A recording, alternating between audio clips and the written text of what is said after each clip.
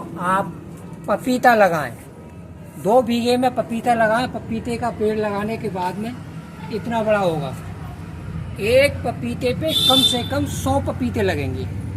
और 100 को तो छोड़िए, आप कम से कम 50 पपीते तो मान के चलो एक पौधे पे।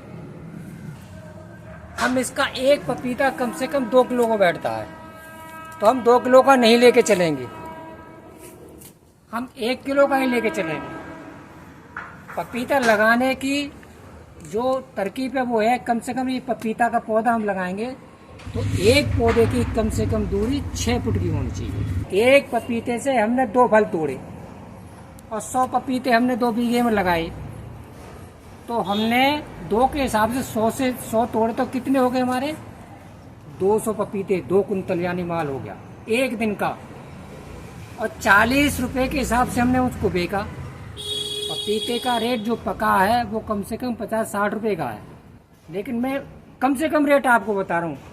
40 रुपए का हमने बेचा तो 2 कुंतल माल कितने का हो गया? 40 के हिसाब से लगाइए, 80,000 का। तो हमने एक दिन में 80,000 रुपये कमाए। अब फिर हमने तोड़ा ये तो 30 दिन का, 1 महीने के हिसाब लगा लीजिए आप। 8 24 2,40,000 रुपये हमारा महीने का बैठता है। एक छोटा सा एवरेज लगा के चले, क्योंकि पपीता तो हमारे पास बहुत है, हम तो बहुत तोड़ेंगे, लेकिन एक छोटे सा तरीका बता रहा हूँ। तो आप मेरी इस टेक्निक को अपनाएं और कम लागत लगाएं, मुनाफा ज़्यादा कमाएं। क्यों कि ये पपीता ये 12 महीने चलता है, 12 महीने फल देता है।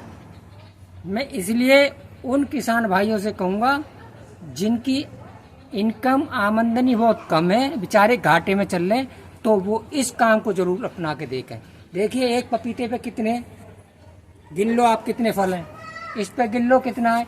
ये फल कम से कम 2-2.5 किलो का है।